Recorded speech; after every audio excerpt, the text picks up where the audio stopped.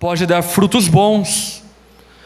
Toda árvore que não produz bons frutos é cortada e lançada ao fogo. Assim, pelos seus frutos, vocês os reconhecerão. Nem todo aquele que me diz Senhor, Senhor, entrará no reino dos céus, mas apenas aquele Pai que está no céu. Muitos me dirão naquele dia: Senhor, Senhor, não profetizamos em teu nome não expulsamos demônios e não realizamos muitos milagres? Então eu lhes direi claramente: nunca os conheci. Afastem de mim vocês que praticam o mal. Feche teus olhos, vamos orar mais uma vez. Senhor, obrigado por nos trazer aqui nessa noite. Espírito Santo, obrigado por estar aqui nessa noite.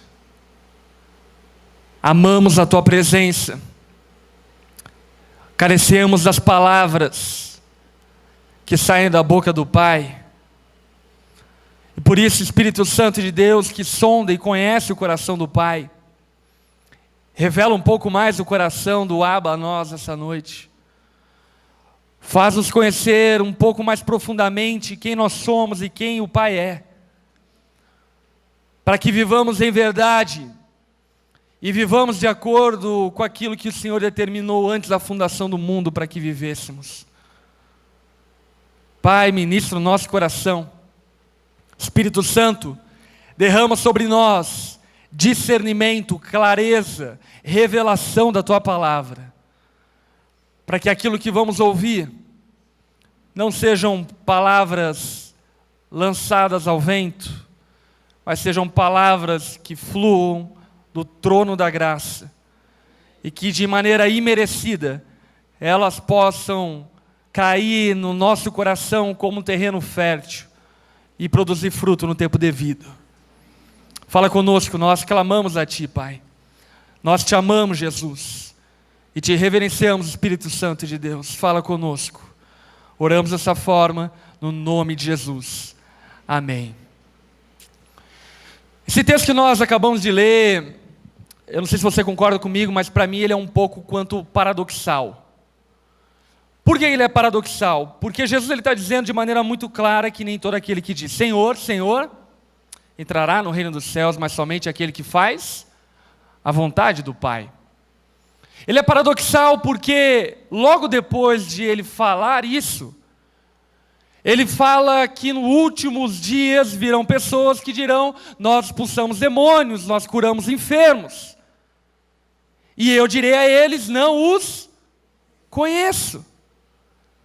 É paradoxal porque Jesus está dizendo que entrará no reino dos céus aquele que faz a vontade dele. Mas de repente aparecem pessoas que aparentemente fazem a vontade dele e são impedidas de entrar no céu. Você percebeu como é confuso isso? Aparecem pessoas que expulsam demônios, que curam enfermos, e são impedidas de entrar nos céus. Impedidas por quê? A chave hermenêutica do texto nos mostra, elas são impedidas porque não fizeram a vontade do Pai. Mas espera aí, não é a vontade do Pai libertar pessoas possessas por demônios, não é a vontade do Pai curar enfermos. E a resposta que eu dou a partir desse texto que nós lemos é não necessariamente. Não necessariamente. Às vezes nós confundimos espiritualismo com espiritualidade. E por confundirmos espiritualismo com espiritualidade, nós pensamos que tudo que Deus quer é o que nós queremos. E muitas vezes aquilo que Deus quer não parece espiritual aos nossos olhos, mas ainda assim continua sendo espiritual.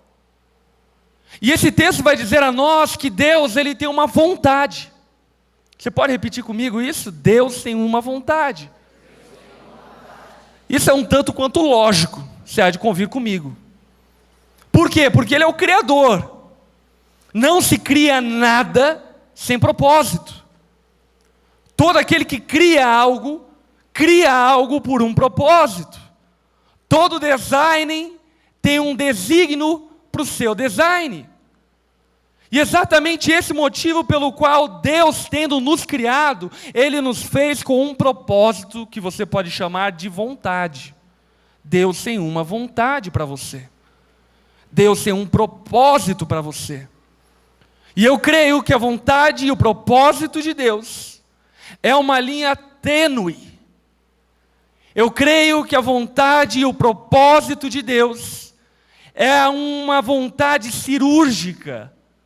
Sabe? Algo muito pontual, algo muito claro, muito definido. Não é um metro para cá, não é outro metro para lá, não, é aqui. É um ponto exato, é um tempo exato, é um momento exato. E aquelas pessoas talvez até estariam fazendo aquilo que Deus queria em outro tempo, mas não estavam fazendo aquilo que Deus queria no tempo que Ele queria que elas fizessem. Deus tem uma vontade para mim e para você. E isso não deixa nada mais confuso do que essa sentença. Deus tem uma vontade para nós. E aí a pergunta é, qual é a vontade de Deus para mim? O que Ele quer de mim? Aí quem é solteiro entra em crise. Com quem Ele quer que eu case? Quando Ele quer que eu case? Quem é casado entra em crise. Quando ter filhos, quantos filhos ter, qual é a vontade de Deus para nós? E aí então, os cristãos vão entrando numa neurose profunda, de tentar entender, saber e conhecer qual é a vontade do Pai. Bem dera, porque se você não fizer a vontade dele, você não entra no céu. O texto está dizendo isso. Então, de fato, deve ser uma ocupação minha e sua saber qual é a vontade dele. O problema é que em muitas ocasiões, nós não buscamos conhecer a vontade de Deus da maneira correta. Pelo contrário, em muitos momentos tentamos condicionar a vontade de Deus às nossas vontades. Você já percebeu a quantidade de gente que tenta torcer circunstâncias e situações para fazerem a sua vontade? E não a vontade de Deus? Na Onda Dura nós temos uma ferramenta que se chama Quiz. Basicamente é uma página, um site, onde as pessoas mandam perguntas quando elas quiserem, acerca da Bíblia, da vida, de tudo. E aí então, aquelas perguntas caem na minha caixa de e-mail, e caindo na minha caixa de e-mail eu respondo quando dá, algumas delas, enfim, via alguns vídeos que nós gravamos. E são milhares e milhares e milhares e milhares de perguntas, mas a grande maioria delas, tirando o fato de tatuagem ser ou não ser pecado, a segunda grande maioria das perguntas é: qual é a vontade de Deus? Qual é a vontade de Deus para mim? Eu namoro ou não namoro? Caso ou não caso? Tenho que fazer isso ou não tenho? Faço faculdade ou não faço? Qual é a vontade de Deus? E como eu disse, nós precisamos de fato estar ocupados em descobrir qual é a vontade de Deus, porque dela depende toda a nossa vida. E no final das contas, Deus nos criou para cumprirmos a sua vontade, o seu propósito, o seu desígnio, que é muito definido, muito cirúrgico e muito pontual. A boa coisa dessa história toda de viver a vontade de Deus é saber que a vontade de Deus é boa, agradável e perfeita. Ou boa, perfeita, agradável. A ordem dos fatores não alteram o produto. A vontade de Deus é boa, perfeita, é agradável. É bom saber disso, não é? É bom saber que os caminhos de Deus são mais altos do que os nossos.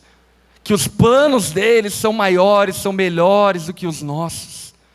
Que enquanto a gente está sonhando aqui, Deus está realizando aqui. Que enquanto nós estamos caminhando aqui, Ele está nos chamando para caminhar aqui. Porque de fato, para mim e para você, Ele tem planos e caminhos mais altos, melhores do que os nossos. Sabe qual é o problema disso? Que são diferentes dos nossos. E aí que entra o problema. Porque eu e você temos a tendência de pensarmos absolutamente que nós sabemos o que é melhor para nós. E o que a Bíblia diz é que a vontade de Deus para mim e para você é antagônica à minha e à sua vontade. Para viver a vontade de Deus para você, que é boa, perfeita e agradável, a primeira coisa que você vai ter que fazer é abandonar a sua vontade. A primeira coisa que você vai ter que fazer é abdicar da sua vontade. Por esse motivo, por essa razão, Jesus disse de maneira muito clara que aquele que não renunciar a tudo o que possui, não pode ser meu discípulo. O que Jesus estava dizendo é o seguinte: ou você se entrega de corpo, alma, espírito à minha vontade, ou não vai dar certo. Porque para viver o que eu tenho para você, que é bom, perfeito e agradável, você vai ter que renunciar à tua própria vida. Por isso que ele estabelece uma condição como, por exemplo, quem quiser vir após mim, negue a si mesmo, tome a sua cruz dia a dia e me siga. Pois quem quiser salvar a sua vida, a perderá, e quem perder a sua vida por minha causa e pelo Evangelho, esse a salvará. Deus tem uma vontade boa, perfeita e agradável para você. O Deus que te desenhou desde a fundação do mundo, o Deus que te teceu no ventre da sua mãe, o Deus que escolheu exatamente o tempo e o lugar onde você nasceria, tem uma vontade, tem um propósito, tem um desígnio para você. E agora eu e você então entramos na aventura de tentar descobrir qual é a vontade de Deus. E quando entramos nessa aventura de tentar descobrir qual é a vontade de Deus, nós cometemos diversos erros. Quer ver um dos grandes erros? Abre lá em Deuteronômio, capítulo 29. Deuteronômio 29, 29.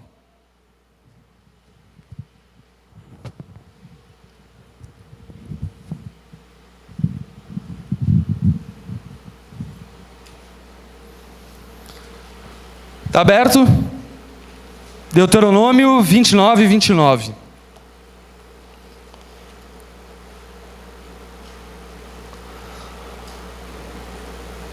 Olha só o que o texto diz: as coisas encobertas pertencem ao Senhor, o nosso Deus, mas as reveladas pertencem a nós, seu povo. E também, não somente a nós, mas também aos nossos filhos, e aos filhos dos nossos filhos, e aos filhos dos nossos filhos. O que você está dizendo é o seguinte: olha, é verdade sim, que Deus tem uma porção de coisas escondidas, ocultas de mim e de você. Deus talvez esteja ocultando o desejo e a vontade dele, por exemplo, do com quem você vai se casar. E isso causa uma aflição. Uma aflição por quê? Porque você quer descobrir quem é. Quem é essa pessoa que vai andar comigo para o resto da minha vida junto? Quem vai ser a minha adversária? Quem vai morar comigo? Quem vai dividir a vida comigo? Quem vai ser meu filho? Vai ser homem ou mulher? Mas o que esse texto está nos convidando a fazer, sabe o que é?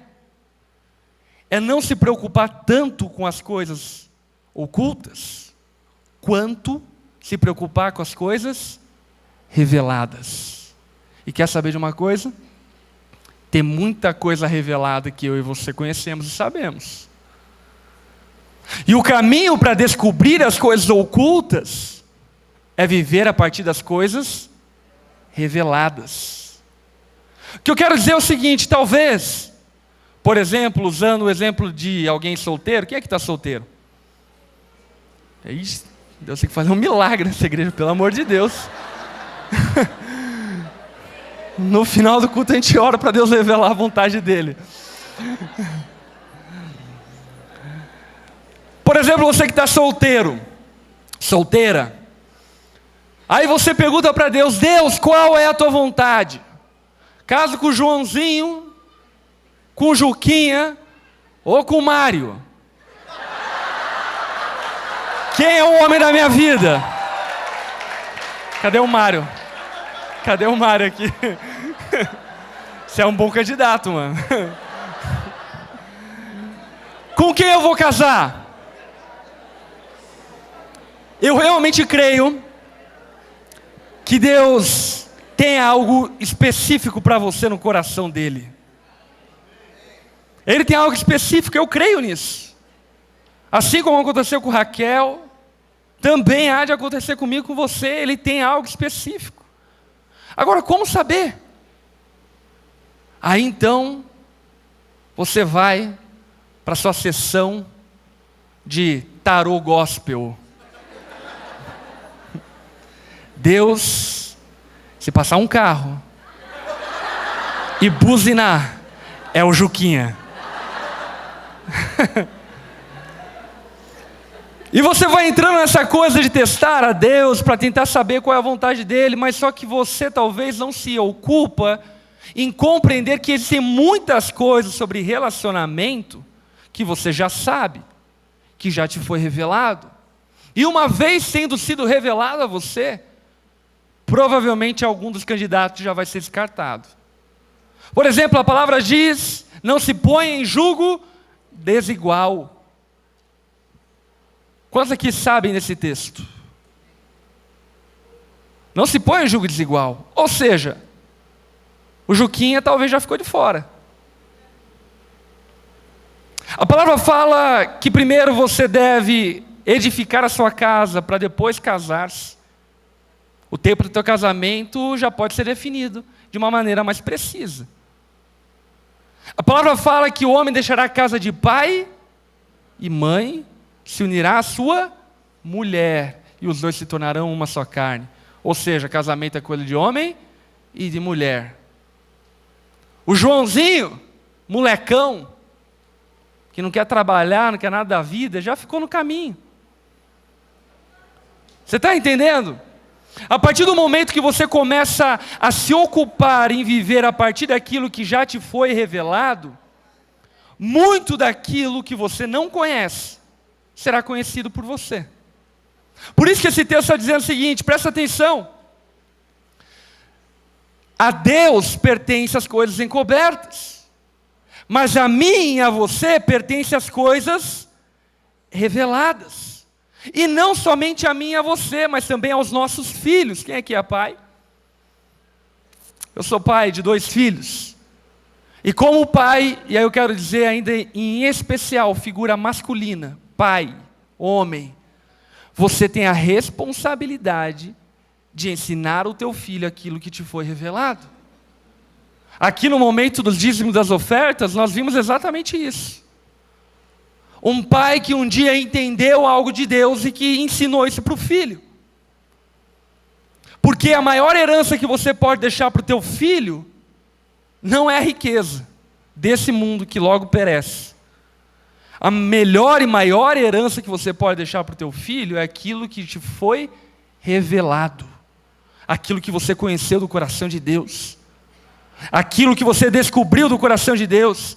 Portanto, nós devemos nos preocupar em viver a partir daquilo que já nos foi revelado. Agora vamos avançar nesse entendimento. Provérbios 25.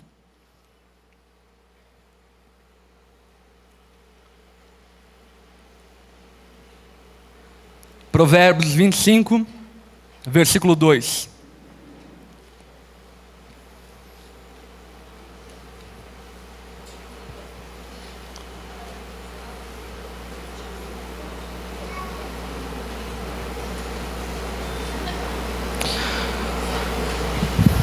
Olha só o que esse texto diz. A glória de Deus é ocultar certas coisas. Tentar descobri-las é a glória dos reis. Nós somos sacerdócio real. Eu e você fomos feitos participantes do reino de Deus e juntamente com Ele, reinamos com Ele. A nossa glória é descobrir o que está no coração dele. Então existe aqui uma aventura que a Bíblia está nos propondo, e a aventura que a Bíblia está nos propondo é descobrir o que está no coração de Deus. Sabe por quê? Porque Deus tem uma glória, e a glória dele é encobrir, ocultar as coisas dos homens. E a nossa glória é descobrir. É mais ou menos como a tua esposa, que chega em casa emburrada, e você pergunta para ela: amor, tá tudo bem? Tá. Passa meia hora e você pergunta para ela: amor, tá tudo bem? Eu já falei que tá. Aí você fica pensando, né? Imagine se não tivesse tudo bem. Passa 2 horas, você vai fazer um cafuné. Aí você pergunta: amor, tá tudo bem? Não quero te falar. Tá vendo como o discurso vai mudando? Aí depois de umas 5 horas de trabalho, você conquista o coração dela, ela vai contar depois de umas 10 horas. A glória dela é ocultar certas coisas. E talvez você ache que eu estou falando isso de maneira pejorativa, mas eu não estou falando de maneira pejorativa. Eu acho que as mulheres, diferentemente dos homens, sabem dar valor àquilo que elas sentem. E aquilo que elas sentem tem valor. E claro que elas não precisavam, enfim, né, valorizar tanto assim. Mas por darem valor àquilo que elas sentem, elas não vão jogar pérolas aos porcos. É necessário que você, como marido, honre o que ela sente. Ela só vai contar para você, acredite no que eu estou falando, quando ela julgar que você está valorizando o que ela está sentindo. No momento que ela perceber que você dá valor ao que ela está sentindo, ela vai contar. Depois de um charme, é óbvio, né? Um final. Mas ela vai contar. E Deus, eu penso que funciona da mesma forma. De que sentido? De que aquilo que está oculto no coração sobre mim, sobre você, tem muito valor. É muito valioso. É mais valioso do que a nossa própria vida, porque é a nossa própria vida. Aquilo que está no coração de Deus são segredos que Ele tem sobre como viver a nossa vida. E isso tem muito valor. Mas o que muitas vezes eu e você fazemos é não dar valor àquilo que está no coração dele e esperamos que ele revele a nós aquilo que nós não valorizamos. Quanto valor você dá para a vontade de Deus? Quanto valor você atribui à vontade dele?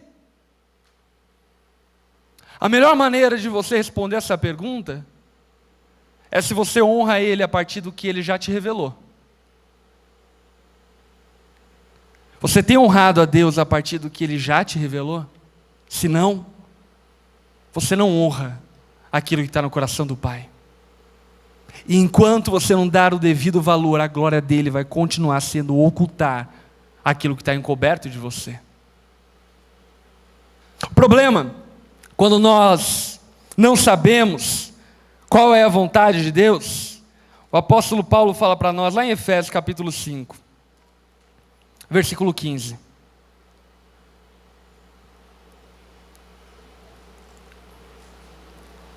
Ele diz assim: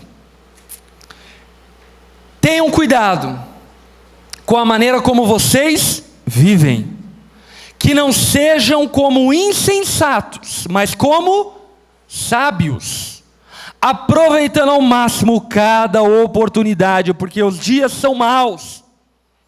Portanto, não sejam insensatos, mas procurem compreender qual é a vontade do Senhor. Abraham Lincoln dizia, né, que para derrubar uma árvore, se ele tivesse não sei lá quantas horas, ele gastaria mais horas afiando o machado do que batendo na árvore. Eu e você deveríamos gastar mais tempo tentando saber qual é a vontade de Deus do que chutando a vontade dele. O que o apóstolo Paulo está dizendo é o seguinte: quando nós não vivemos a vontade de Deus, nós vivemos como insensatos, como loucos. Você conhece alguém louco e insensato?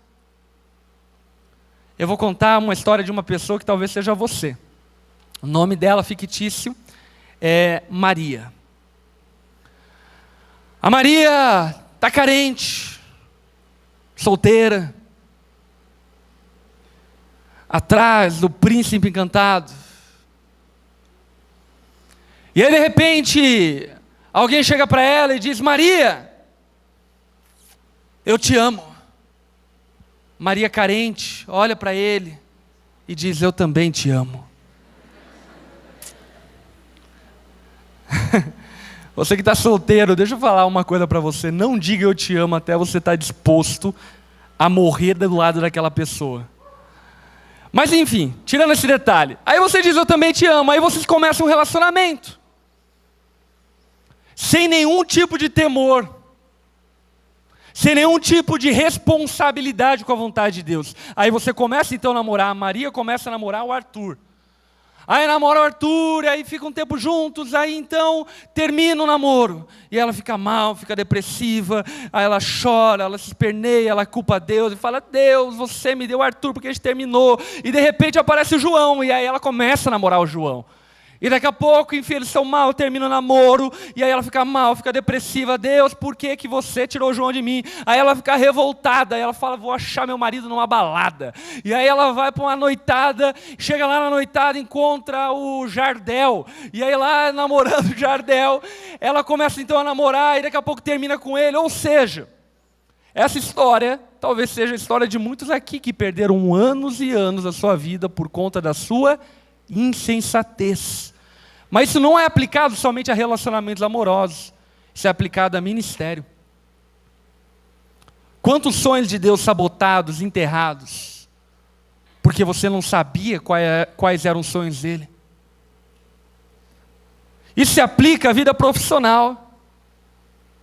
Quantos sonhos profissionais sabotados, enterrados, porque você não se ocupou em tentar descobrir aquilo que está no coração de Deus.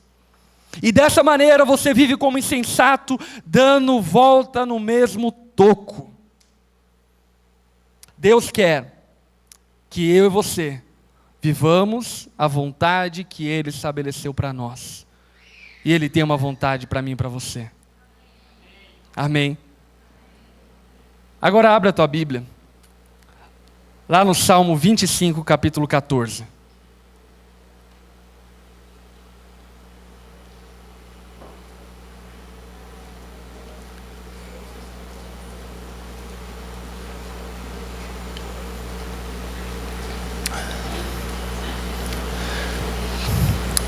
Quando você vai abrindo, preste atenção aqui em uma coisa. Hoje eu estou introduzindo aquilo que amanhã a gente vai se aprofundar para quem estiver aqui na conferência. Existe algo que eu e você precisamos saber acerca da vontade de Deus, e isso é algo poderoso demais quando nós compreendemos. A vontade de Deus, ela é estabelecida em 3 níveis. Quais são esses 3 níveis? O primeiro e mais alto nível é aquilo que nós chamamos vontade absoluta de Deus. Vontade absoluta dele. Basicamente, Apocalipse já foi escrito. Entendeu? Deus sabe qual é o final. Não é porque você namorou o Juquinha ou o Mário que Ele vai mudar o plano dele. Não, a vontade absoluta dele vai ser cumprida. Abaixo da vontade absoluta de Deus existe a vontade oculta dele, que é a vontade oculta dele para mim e para você. É tipo assim: com quem eu vou casar? Quantos filhos eu vou ter? Onde eu vou trabalhar? Vou me entregar para o ministério integralmente? Não vou. Vou ser um empresário? Não vou. Como vai ser minha família? Enfim, tudo isso está no coração de Deus. Mas tudo isso está oculto no coração de Deus. E por fim, o último nível da vontade de Deus é aquilo que nós podemos chamar de vontade preceptiva de Deus. Repete comigo essa palavra: preceptiva. Essa palavra preceptiva é a mesma palavra que dá origem à palavra precipitada. Ou seja, a vontade de Deus, antes revelada a nós, de que algo aconteça para que tomemos uma decisão. Os mandamentos de Deus é a vontade preceptiva dele. Amém? As bem-aventuranças são a vontade preceptiva revelada de Deus a nós. O sermão da montanha é a vontade de Deus revelada a mim e a você. Essa é a vontade preceptiva de Deus. Agora preste atenção nesse texto fenomenal. Salmos capítulo 25, versículo 14. O Senhor confia os seus segredos, vontade oculta. O Senhor confia os seus segredos aos que o temem, vontade preceptiva, e os leva a conhecer a sua aliança, vontade absoluta. O que eu quero que você perceba é que Deus não quer brincar de pique-esconde comigo, com você. Deus, Ele tem completo e total interesse em revelar aquilo que está oculto no coração dEle, para mim e para você. Eu quero conhecer o coração do Pai. Eu quero conhecer os sonhos de Deus para mim. Eu quero conhecer aquilo que o Espírito Santo de Deus planejou antes da fundação do mundo para que eu vivesse. Você quer isso? E Deus quer lhe entregar isso. Mas existe um caminho, e esse caminho não é um atalho. Esse caminho começa num caminho de temor, começa num caminho de obediência àquilo que eu já sei. E quantas coisas nós já sabemos e não vivemos. Esse caminho começa pela obediência daquilo que já nos foi revelado acerca da nossa vida financeira. Você quer saber se Deus vai te dar um apartamento, vai te dar uma casa, vai fazer você viajar o mundo? Mas, por exemplo, você já sabe que precisa ser fiel e generoso, e isso você não faz. Como você quer saber as coisas ocultas da área financeira de Deus sobre você, se você não honra aquilo que Ele já te revelou? Você quer saber se Deus vai tornar você uma pessoa influente, que vai servir a Ele, que vai entregar-se pelo ministério e assim por diante? Mas a palavra de Deus já nos disse que nós devemos servir uns aos outros. Aí está lá você tentando descobrir se vai ser missionário na África, mas nunca pegou uma vassoura para varrer a igreja. Você entende o que eu estou falando? A vontade oculta de Deus, ela é valiosa. Se existe uma coisa que eu tenho descoberto de Deus, é que Ele sabe dar valor para aquilo que tem valor. Deus sabe atribuir valor para aquilo que tem valor. Ele não joga pérolas aos porcos. Enquanto nós não entrarmos numa caminhada de honra e de temor a partir daquilo que nós já sabemos e conhecemos, as coisas ocultas de Deus ainda continuarão sendo ocultas. As coisas absolutas de Deus ainda continuarão sendo segredos para mim e para você. Eu amo a vida do apóstolo João. Eu não sei se você consegue entrar um pouco na pele de João, mas você se imagina na ilha de Patmos, na tua velhice, e Deus de repente olha para você naquela ilha, naquela prisão, e diz: quer saber, eu vou contar todos os meus segredos acerca da eternidade para esse homem. Como eu queria ser João. João entra em êxtase e começa a ver as coisas absolutas de Deus. ele começa a compreender os mistérios e vontades de Deus. Aquele homem é coberto por uma revelação profunda de todas as coisas eternas de Deus. Mas sabe por quê? Porque João viveu uma vida de temor, de revelação das coisas ocultas, e posteriormente revelação das coisas absolutas de Deus. A palavra fala que o perfeito amor lança fora todo medo.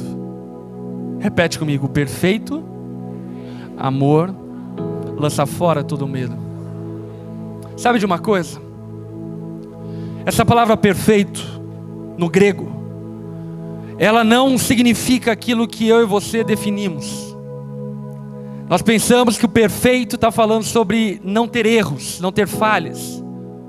Mas essa palavra perfeito, traduzida, ela significa completo, cheio, inteiro.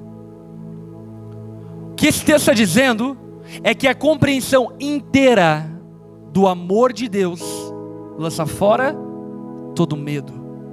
A compreensão completa do coração do Pai arranca de mim e de você todo medo. Sabe por quê? Porque uma vez que nós temos revelação do Pai ao nosso respeito, nós sabemos que estamos guardados em suas mãos. Como o apóstolo Paulo, eu estou guardado na mão do meu Pai. Quando Ele quiser me levar, Ele me leva. Para mim viver é Cristo, morrer é lucro. Eu não tenho medo porque eu conheço a vontade de Deus. E sabe, é aterrorizante você dizer que é um cristão que caminha com Deus e vive atemorizado, cheio de medos.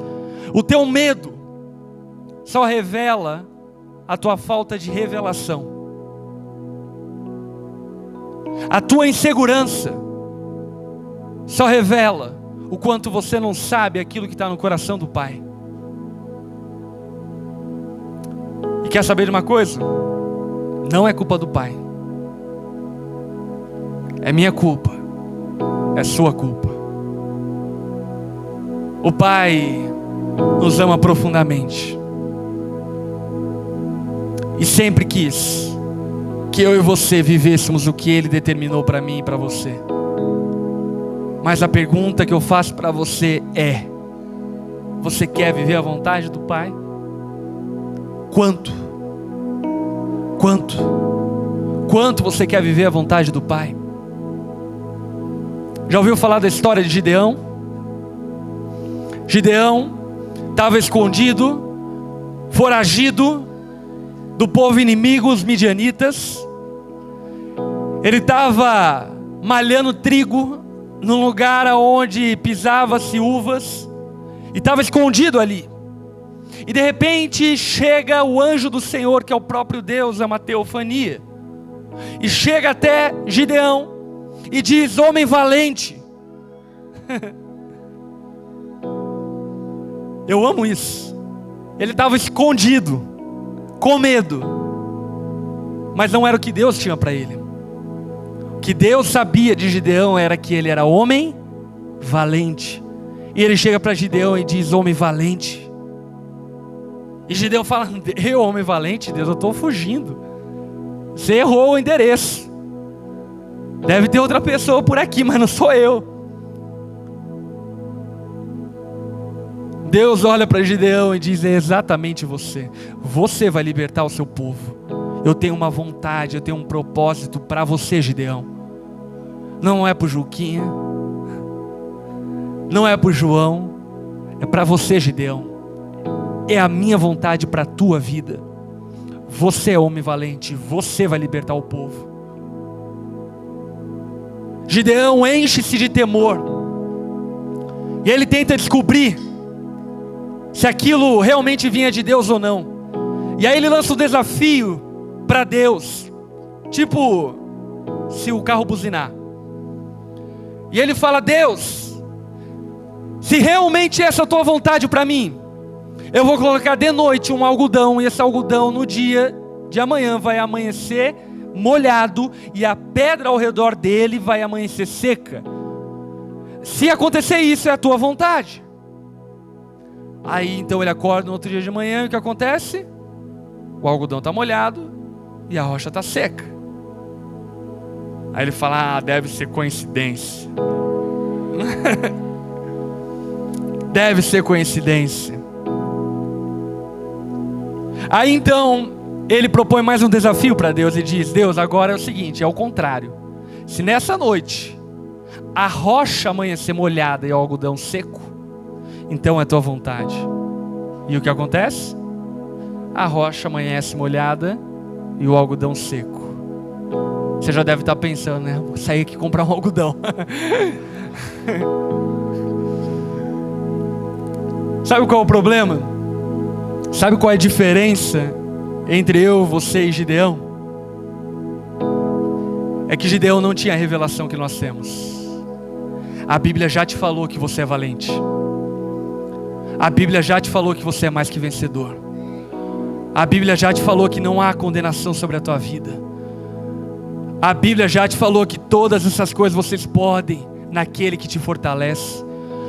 A palavra de Deus já falou que você está escondido nas asas do Altíssimo. A palavra já revelou quem eu e quem você somos. Gideão não tinha esse entendimento. E por isso ele tinha que apelar para essas coisas. Eu e você não precisamos. Eu e você precisamos apenas dar valor para aquilo que nós já sabemos. Para começar, amanhã a gente vai falar sobre as coisas ocultas de Deus. Amém? Baixe tua cabeça, feche seus olhos.